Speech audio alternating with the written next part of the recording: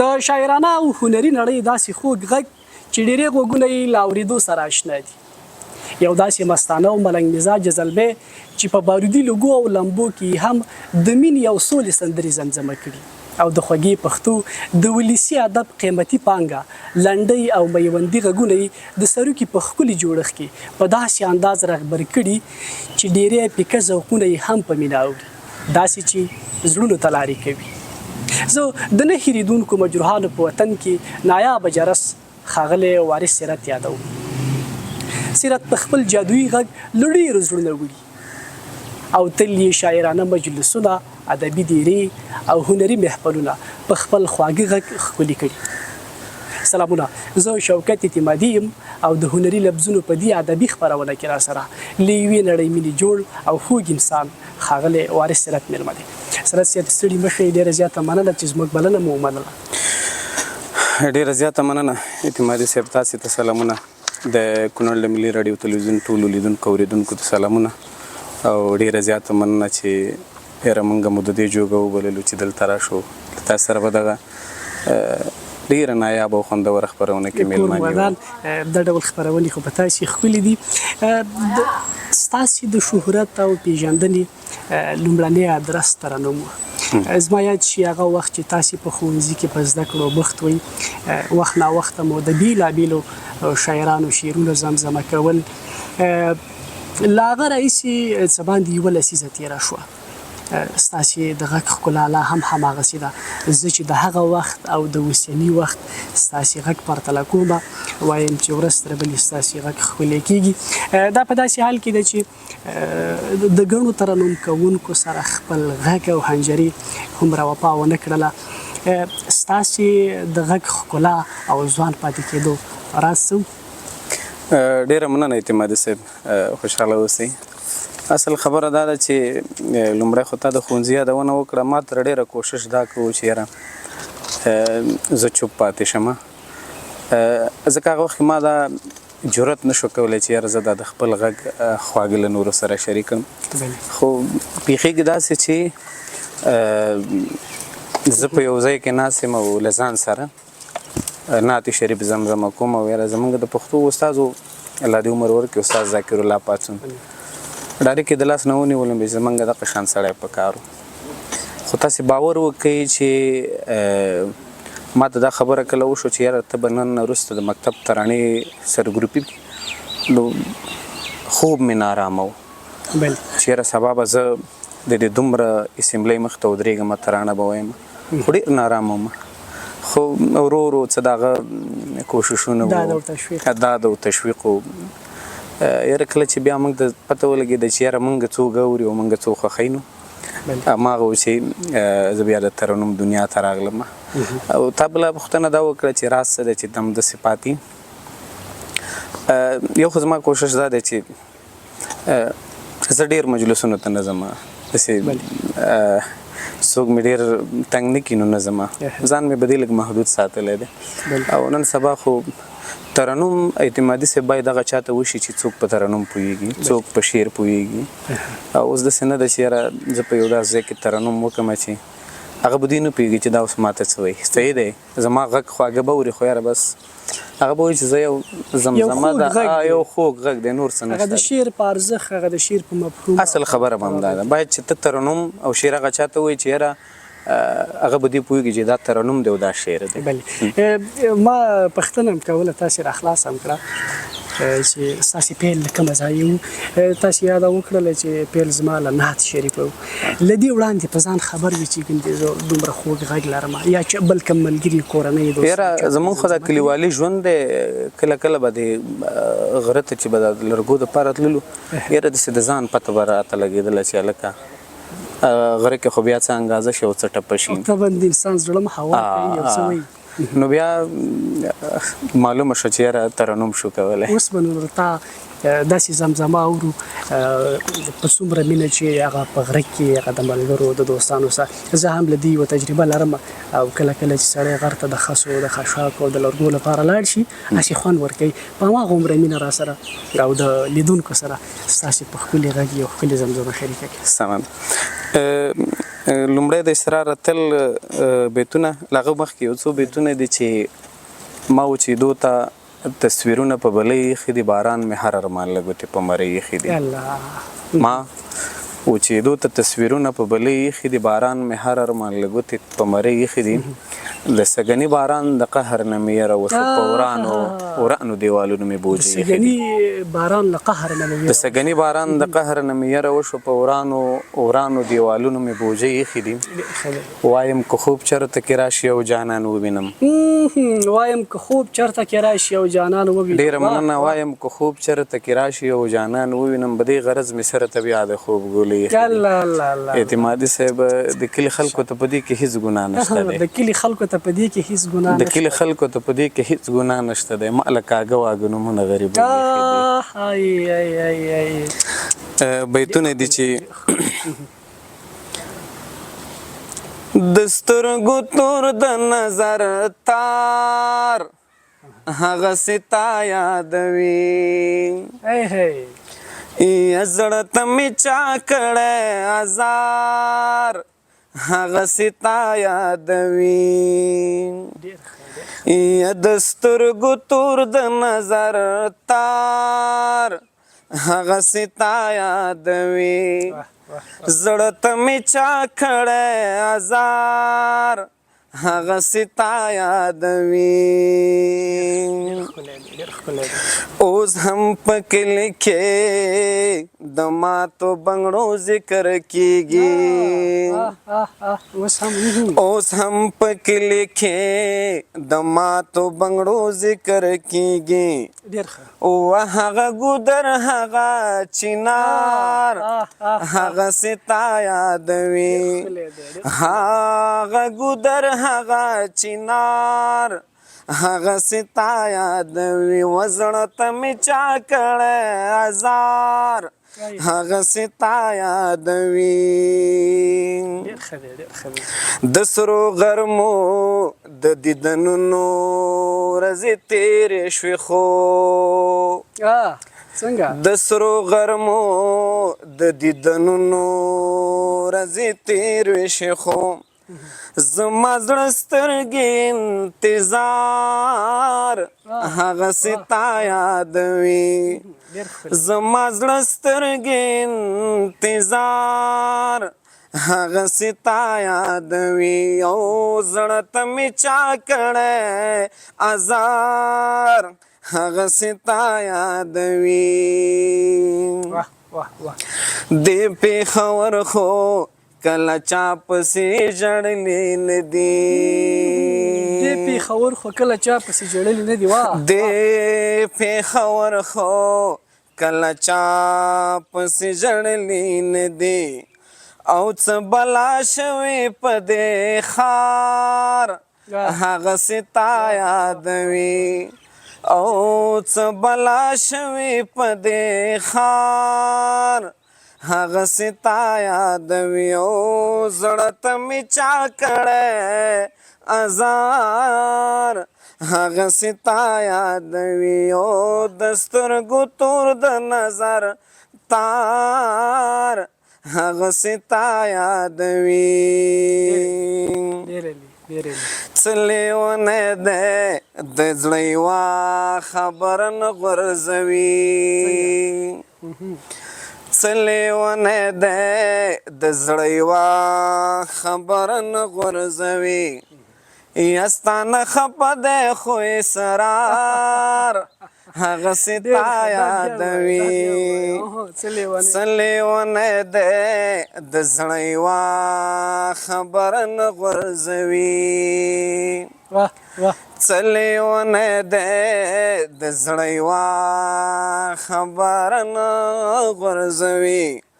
یا ستا نه خفه دی خو اسرار هغسې تا یادوي او زړه ته مې چا کړی ازار هغسې تا یادوي و د سینګاپور هېواد مشې و د سینګاپور یتیمان یوادوي نه و یار می رنځوره په بستر پروت دی و په پښو دې شلاشم چې سیال د یار شمه یا باران ورو پرې ورېږه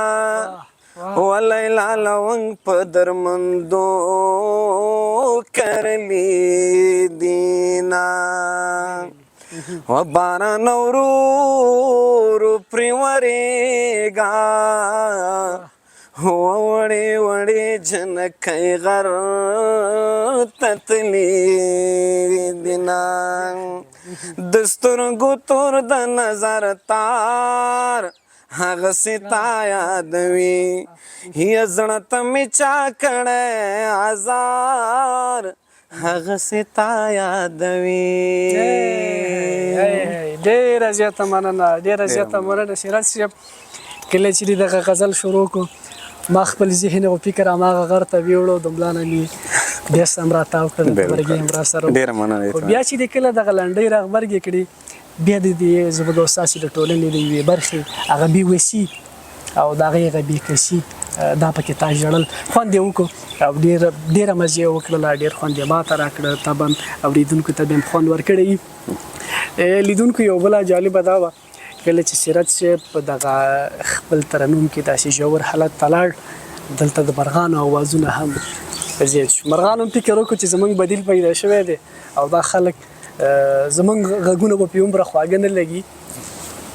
دلته یې ورسره په څنګ کې د سراج صاحب غږ چې خپل غږونه راواخیسته او راغبرګې کړه سراج صاحب ډېره زیاته مننه اعتماد سراج صاحب فکر کوئ ستاسې په اند باندې ترنم یوازې همدا خوږ غږ دی یا دغه خوږه زمزمه ده که نه په ترنم کې نور هم داسې کوم جوړښتونه او توکي شته دی چې باید یو ترنم کوونکی په پام کې ونیسي شته دی د ترنم کې خو اعتمادي صاحب ډېرې خبرې دي لومړی ښه خبره دا ده چې ته انتخاب د شعر او دغه کمپوز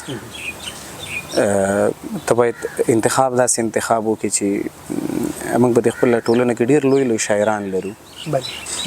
شته دی موږ دا خبره نه کوو چېرې موږ سراج صاحب د شاعرانو په ارتباط درسره غږېږم خو ته که لیدونکو ته په کمپوز باندې رڼا واچي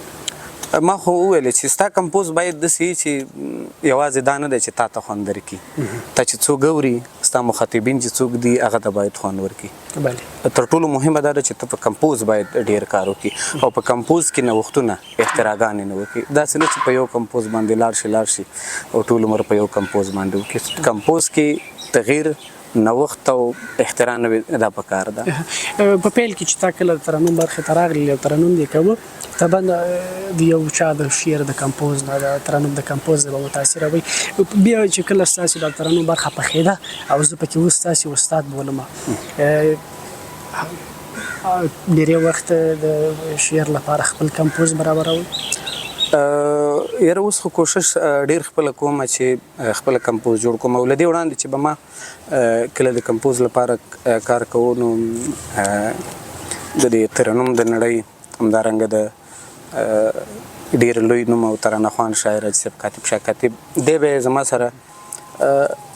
طبعا ما اعتمادي صاحب ترانې ډېرې ویلي دي د دې کمپوز یو څه زده کړه چې ما اوس کړی زه پې کار کوم دا د هغه وخت ناجي صاحب کاتب شاه نومه کړي خو د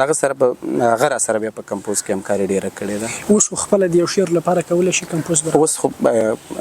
خپله شم کولی بالکل په داسې وخت کې چې یو سړی د بل د کمپوز تقلید کوي او کله بیا داسې وخت ته ورسېږي چې خپله کمپوز جوړ کړي د ترنم کوونکي ته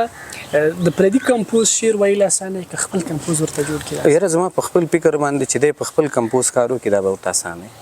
په خپل کمپوز باندې البته زما په فکر باندې دې کې ډېره داسې سروکي دي چې په یو وطن په یوه سیمه پورې تړلي دي بلې ته ډېر وروسته رارسېدلي دي نو ډېرو خلکو لا نه دي اورېدلي تاسو خلکو ته ورسول او ولسي پانګه ده ولسي ادب دی دا باید ژوندی پاتې شي دا کتابونو ته وخیږي دا د اوسنۍ عصري ټکنالوژي حافظه کې ثبت شي تاسې د ډېره دروند مشر او فرهنګي سټې ښاغلي محمد ادریس غروال صاحب یادونه وکړله نو طبعا چې تاسو ته هغې ویلي دي چې دغه سروکي زمزمه که په دې سروکي کې ډېر خوند پروت دی ډېر لذت پروت دی او ما ته هم خوند راکوي نو مهرباني وکړئ هغه راسره شریک کړئ او داسې ښې خوږې لکه مخکې چې مو یادې کړې او تاسې وویلې دغه شان لنډۍ پکې راغبرګې کړه. بالکل اعتمادي صاحب سرکانو تا وغوښتو هماغه سرک چې کله ما پیل د سرکونه کړی دی هماغه ورس شریک خوند به وکړي. اوب دې وړي نانو پڅلالیه مازدیګر دی اوب دې وړي اوب دې وړي نانو پڅلالیه مازدیګر دی اوب دې وړي وستا بزما نګیله کېږي نو زما د کور په خلکو نه رسي لاسونه نو پڅلالیه مازدیګر دی اوب دې وړي کور دې نږدې کوڅه دې لرې نو ټولې خبرې دې زموږ کره راځي نه نو پڅلالیه مازدیګر دی اوب دې وړي د مازدیګر زیړی المرنو پروغ وایه د ناروغو سلامونه او سلامونه نو پڅلالیه مازدیګر دی اوب دې وړي داغه وخت پکې یو خوږه ټپه دا وه چې یم مازدیګر چر ته چې نه وینو وخوره وره د بام په سر ولاړه زار پڅلالیه مازدیګر دی اوب دې وړي نو پڅلالیه مازدیګر دی اوب دې وړي مازدیګر د خیرې مکړنو وت بدناس خیرې کوي رښتیا بشینا نو پڅلالیه مازدیګر دی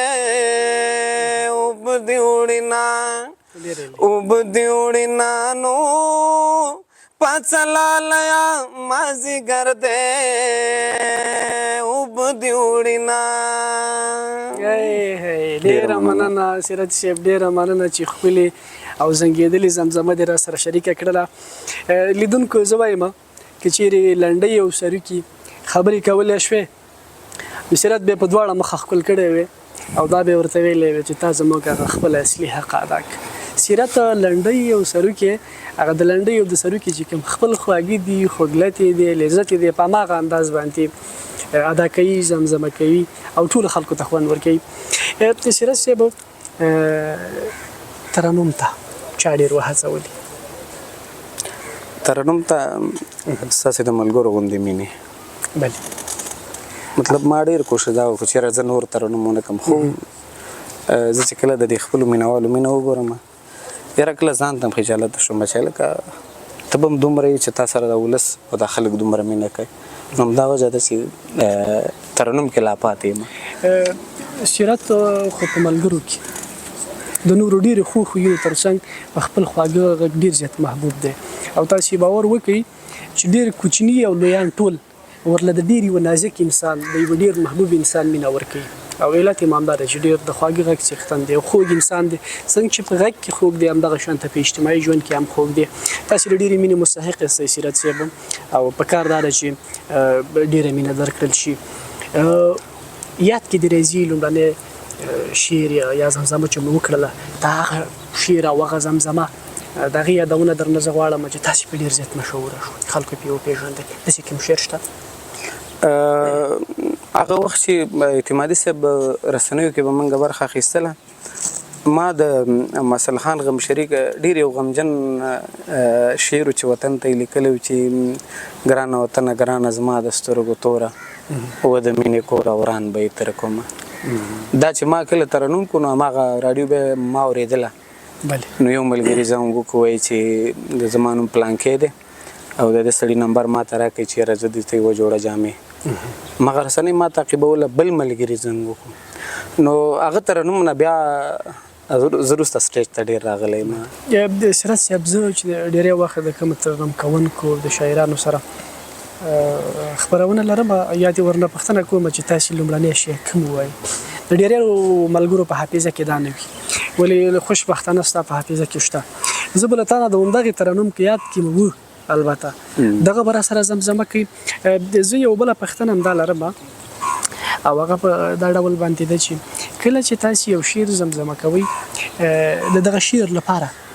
تاسو شخصا کوم معیار ټاکلی چې زه باید دا ډول شعر په خپله زمزمه کې شامل کړم او خپل د غږ خواږه ورسره ملګري کړم داسې کوم معیار چوکاټ د محتوا په لحاظ باندې داسې څه شته حتما اعتمادي صاحب تا ته به مخکې ویلې چې ته چې کله شعر ښه هنري شعر انتخاب کړي څه دغه شعر ښکلا شي چې هغه ډېر ښه جوړښت ولري او څه بیا موږ ورته د غږ خواږه ورکړو حتما که غږ خوږي او مطلب هغلته شعر معیاري نه وي هنري نه وي خو غږ یوازې معنا نه لري او نو ته باید د نعمت الله کار وکړې شو د نعمت دی چې غوړي په واچې نعمت الله شي نو که ته غزل او شعر هنري انتخاب کړې او د خپل غږ خواږه په اضافه کړې نو خوند بله بالکل په شاعرانو کې له کومو شاعرانو متاثره یي کوم شاعران مطالعه کې خوند له درکوي او د هغه شعرونه زمزمه کې د دې کونړ په شاعرانو کې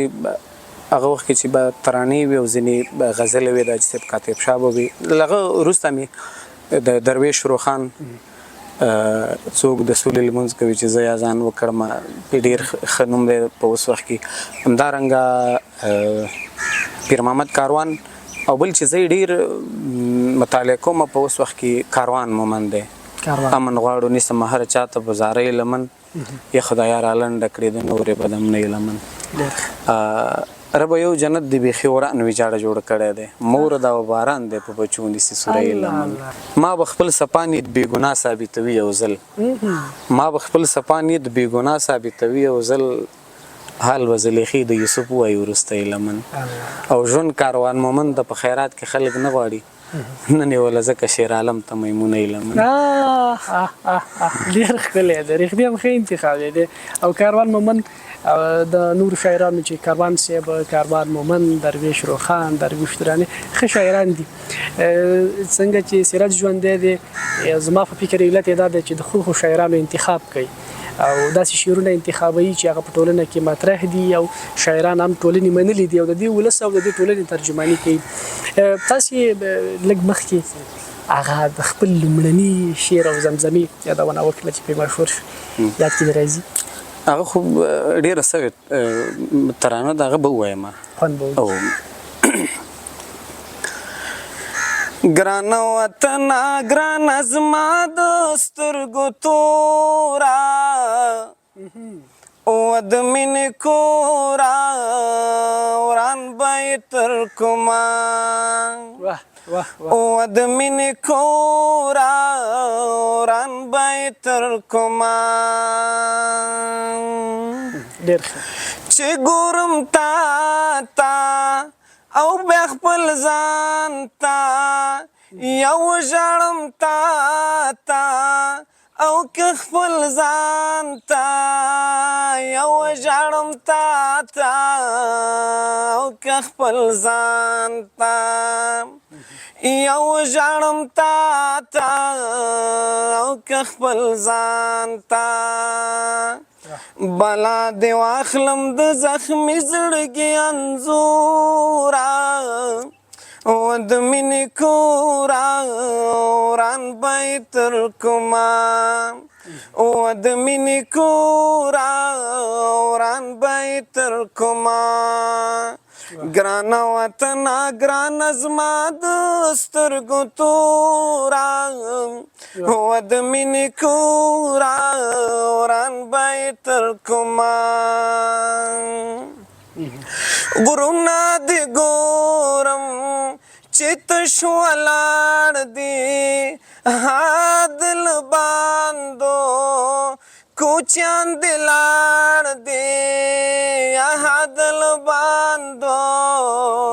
کوچیان دې لاړ دي څه شول هغه نارې وهم په زوره زوره و د مینې کورا وران به تر کومه و د مینې کورا وران به تر کومه ګرانه وطنه ګرانه زما د سترګو توره و د مینې کورا وران به تر کومه و د مینې کورا وران به تر کومه یو غم دې نه دی نه یو دښمن دی هر خوا چې ګورم دښمن دښمن دی هر خوا چې ګورم دښمن دښمن دی خدایه د چا سره به یې وکړو سپین او توره و د مینې کورا وران به یې تر کومه و د مینې کورا وران به یې تر کومه ګرانه وطنه ګرانه زما د سترګو توره و د مینې کورا وران به یې تر کومه و د مینې کورا وران به یې تر کومه. ډېره زیاته مننه ډېره زیاته مننه سیرت صاحب واقعیت خوند یې وکړه خدای دې دا وطن ستا په رقم را جوړ کړي. ډېره مننه. وروستۍ پوښتنه درنه کومه چون زما زړه غواړي چې تا سره ډېرې خبرې وکړم خو هغه د خپرونې لیمیټ او وخت اجازه نه راکوي او ډېر څه راسره اوس هم پاتې شو. اوس خوشبختانه په کونړ کې ګڼ شمېر ځوانان ترنم کوي ښه ښه غږونه لري. من حیث تا ما مخکې مې یاده وکړه چې ته د ترنم د برخې استاد یې ستا به ورته مشوره څه وي؟ یاره زه چې کوم ملګری نوی دغه په ساده اصطلاح دې پیل ته راځي زما ورسره ما ډېرو سره دا خبره شریکه کړې چې یاره دا د خپل غږ خواږه چې کوم دي دا محدود وساتئ پاره پوله او پټي باندې ترنم مه کوئ هغه خپل ارزښت ځان سره وساتئ په ټولنه کې وساتئ هغه خپل مینوال وساتئ له لاسه یې مه ورکوئ که ته پاره پوله پټي باندې لګې هر چاته ترنم کې بل دا اعتمادي صاحب چې هر ځای د ترنم نه دی ما مخکې ته ویلي ترنم باید د ځای کې وشي چې ناس مجلس پوه شي چې ترنم څه دی او شعر څه دی نو لرې نه ده چې دی به په ټولنه کې روغ پاتې کېږي دی به خپل هغه ارزښت ساتلی وي د ځان سره. ډېره مننه خدای دې وکړي چې زموږ قدرمن ملګري ځوانان او هغه د ترنم د برخې یاران چې په دغه برخه کې کار کوي دغه ستاسې مشورې له ځان سره واخلي او عمل پرې وکړي. د خپرونې ټغر راټولوم وروستی زمزمه درنه اورم ستا په انتخاب باندې که اماده یاستئ خوند به وکړي او له هغه وروسته به دواړه مخه ښه کړي. اعتمادي صاحب البته دا بیتونه چې وایم د ده نه وروسته یو نظم دی دا راته خپل وایم خوند به وکړي. بیتونه دي چې دنګه حسینه ډېره مننه را دې کړه مینه ډېره مننه ډېره مننه دنګه حسینه ډېره مننه را دې کړه مینه ډېره مننه تیارې شوې ورکې دنیا روښانه ستا د جبینه ډېره مننه ډېر ښه که لږ مو خیال وساتئ در به کړو وینه ډېره مننه ستا له خولې وتې سیرت لیکلې خبره سپینه ډېره مننه ډېره مننه ډېره مننه. سیرت صاحب په دې وروستیو کې سیرت صاحب هغه د خپل د شاعرۍ هنر هم راښکاره کړی. زه د یوې خپرونې له طریقه دې خبر شوی یم او زما زړه به چې زه ورنه پوښتنه وکړم خو چون له یاده وتلې وه را یاد یې کړه سیرت صاحب شعر هم لیکي شعر لیکم خو بیا دا جرأت نشم کولی چې چاته یې ووایم او دا مشوره به ته راکړې چې دا څنګه زړه وکړه ما زه مخکې په یو خپرونه کې ویلي وو زه که هر څومره مو عمر تیر شي زه شعر نشم لیکي په هیڅ شان باندې ما سره د شعر خاطرې ملګرتوب نه کوي ډېرې قافیې او ردیفونه به راکتار کړمه خو زما په شعر کې به هغه خوند نه وي لکه څنګه چې په کار راځي یو شعر کې ستاسې دا شعر ما واورېد خوند یې وکړ اعتمادي صاحب ما لومړی نظم لیکلی هغه نظم عنوان و بېوسه وروره هغه په دې ډول و چې د وړې خور به مې دا یوه خبره هیڅکله هیره نشي د وړې خور به مې دا یوه خبره هیڅکله هیره د وړې خور به مې دا یوه خبره هیڅکله هیره نشي ویلې که ښار ته لاړې او که بازار ته لاړې لالا نو ما ته به غوږ له والۍ واخلي پښو له څپلۍ واخلي زه هم حیران پاتې شم ورته څه ویلی نشم یوازې فکر کوم بیا د ډېر فکر وروسته زړه کې کرل ریبل کوم هسې نه زما د خولې نه ورته جواب منفي وي او دا له خپله ژونده چېرته ناهیلي نشي خو هېڅ ونه وایم او زړه نازړه پاڅم خپلې د کار جامې مې ځان سره لاس کې واخلم لاړ شم د ښار په طرف زه بې روزګاره مزدور د څه روزګار په طرف سهار نه واخله تر غرمې په ښار کې ګرځم زه زرې زرې په ښار کې خو تر ماښامه پورې دومره پیسې پیدا کړم چې حق حیران شم ورته وایم چې څه پرې وکړم چې په همدغو پیسو خپلې بیمارې مور ته یو څه دوا واخلم دغه سودا واخلم او بیا د کور په طرف ستړی ستومان روان شم کله چې کور ته لاړ شم وړه خورکۍ مې خواته په منډه منډه راشي او را تر غاړې وځي بیا په خندا شي راته او په کمکۍ ژبه بیا د سارنۍ خبرې رانه پوښتنه وکړي لالا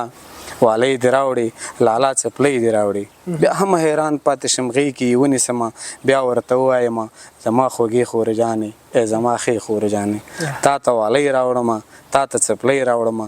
او د اختر لپاره درته ډالۍ راوړمه خو نن زما مزدوري دومره وه چې د مور دوا پرې وشوه دغه سودا پرې وشه خو چې بیا کار ته لاړ شم څه مزدوري وکړمه ستا به والۍ هم وشي او ستا به څپلۍ هم وشي او د اختر لپاره به د ډالۍ هم وشي نو بیا زما هوښیاره خورکۍ ژوند نه بېزاره خورکۍ راته د یوه خبره د زړه له درده وکړي ای وروره خیره دی څه خبره نشته د مور دوا چې وشي زه په والو څه کوم زه په څپلو څه کوم زه په ډالو څه کوم له دې خبرې وروسته پورته اسمان ته مخ کړي په چغو چغو سر شي او په سلګو سلګو کې رب ته سوالونه کوي او په وړه ژبه بیا ورته څه داسې وایي ای ما بې موره مه کړي ای ما بې وروره مه کړي ای ربه نور در نه هېڅ نه غواړم ورور مې بې خوره نه کړي او ما بې وروره نه کړي